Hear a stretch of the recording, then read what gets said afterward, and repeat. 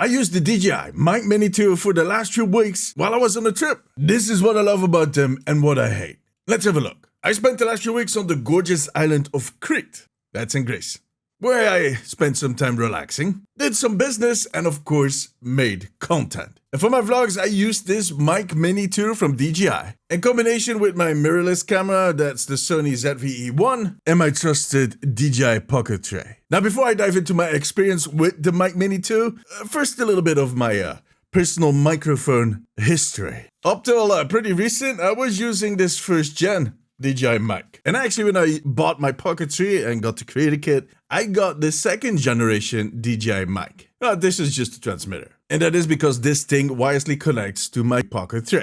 The first generation of DJI mics did not do that, but they served me really well with my mirrorless setup. I tended to use it in setups where I had two people that needed to be on microphone, myself and my girlfriend, for instance, or where I tended to kind of switch the microphone in all kinds of directions. One moment it was far, the next one it was close, you know, the classic vlog thing. There were, however, a few things that bothered me about this specific piece of kit. One, it comes in a nice, neat case that actually will charge the receiver and both of the transmitters. But the cable and the dead cats did not fit in there. So I always had to bring this little bag.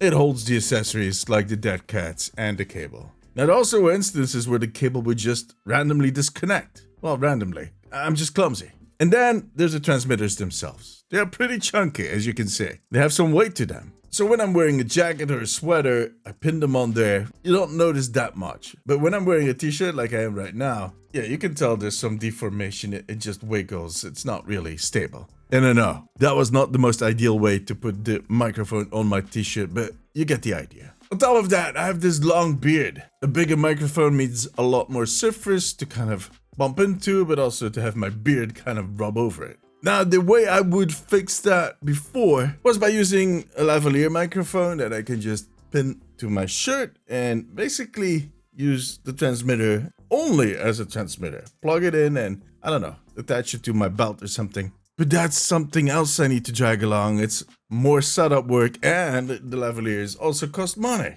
They're not free. I mean, they're not expensive, but still. At some point, DJI released the Mic 3, and those were way smaller. And I definitely was thinking about getting them. I went back and forth on it because it actually solved a lot of the issues I had with the first gen. But the one thing that stopped me from buying it was the pricing.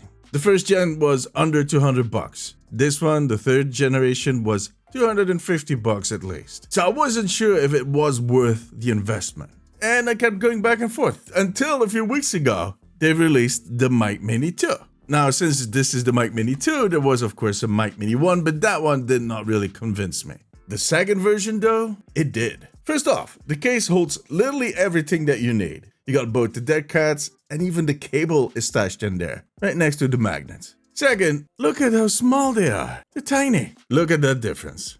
And third, and not unimportant, these are just about 90 bucks for the whole set. Now, I knew I would have to give up some things when I got these mini mics. For instance, there's no way to connect the lavalier to this, but that is no longer necessary, so fine. The second is there's no local recording. See, with the first generation, there's a button right there, and if you push that, it will just start recording on the transmitter. So basically, you don't necessarily need the receiver, or you can have a backup track in case something goes wrong. Now, on the first generation, it's not 32-bit float. But on the second one, it is. And in case you're not familiar with 32-bit float, it means that you can't really distort your audio recording by peaking, for instance, just getting really loud. On the other hand, you're not going to get clipping because you're too quiet. So you get a very dependable backup track. And that's also something that you got on the Mic 3. Now, is that worth the extra 150 bucks? A few weeks ago, when I got the Mic Mini 2, the answer was no. Today, well, the answer is still no.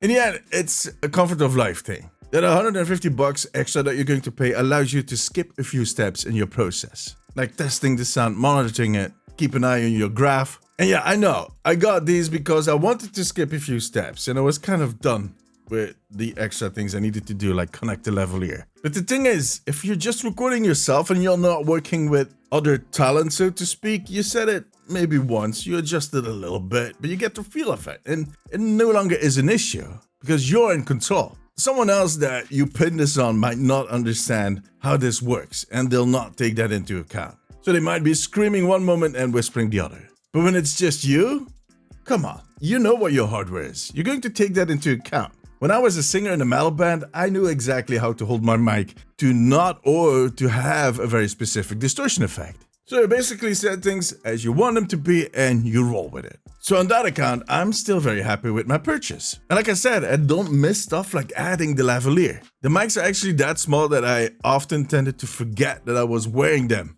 after a recording session. And then I would be sitting in a restaurant after a day of shooting and someone would be staring at my chest. A very new experience for me. I also love that with the Mic Mini 2, you can change the colors of the little covers that are in front. You can basically pull this off, and then I have this little case that has all these colors that I can choose from. I only wish I had taken this with me when I went to Greece. I didn't take this with me. I figured, why would I need all these different colors? Well, I'll tell you why. There's two mics in the set. I used both of them. One I used with my pocket tray, and the other one I used in combination with the receiver on my phone. But originally, when I was in Greece, I just had put the black cover on both of them. So every time I opened the case, I had to figure out which one was which. And I always took off the dead cat from one of them to remind myself that that was, for instance, the one on my phone. But then I forgot what the dead catless one was for. Yeah, it was a mess. So now I actually put a purple on there. I mean, I'm a Gen X metalhead. Sorry. But in any case, a handy feature. I kind of underestimated how handy it can be. Now, the bad news. First off, the magnets. Like I showed you, that little cover is on there and it's held on by these little magnets. And those are pretty solid. I did not lose any of my covers. But the thing is that this little clip right here is also held on with a big magnet. Surprisingly, this big magnet is not doing that well. I mean, there is something handy to it. You can basically turn your microphone pretty easy in any direction you want to face your mouth, no matter how you clip it. But it disconnects so easily.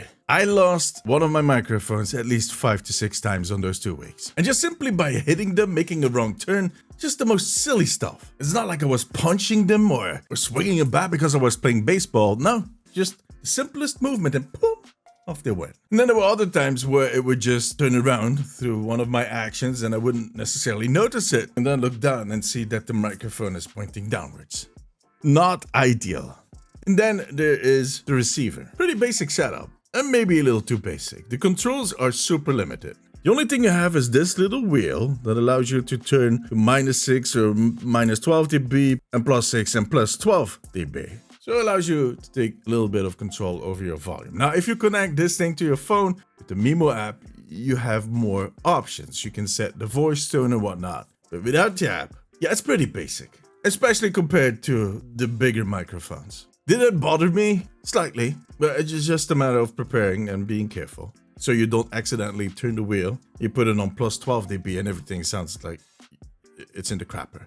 But in the end, the whole philosophy of this channel is that it's for the people that don't mind taking those few extra steps if the price is good. And especially without kind of sacrificing quality. Now, talking about quality, I'm not going to do one of those comparisons between the different microphones because you wouldn't be able to hear the difference in most cases until you just gotta trust me. It sounds good. Nor will I do one of those range tests where someone is just running off with the transmitter while the receiver is still on the camera and they're standing 100 feet away going, "Can you still hear me?" I mean, no shade. In my opinion, that is just such a rare use case, almost non-existent for the 90% of the people that are going to get these microphones. So yeah, why would I put myself through that? Just believe me when I tell you that for 90 bucks, this is good value. Are there cheaper options? For sure. But those might have bigger problems. And those might be problems that really matter, that are not just about being lazy or clumsy. So to make this way too long story short, yeah, I'm pretty happy with my purchase. I'm going to be using these all summer, and I'll come back with a later review, so make sure to subscribe. Now, in case you're planning to buy these for yourself, or anything else I've shown in this video, feel free to use the links in the description. They're affiliate links, so they can help me to pay some of the bills. So many bills. I appreciate it. And now I need to edit one of my vlog videos I made on Crete.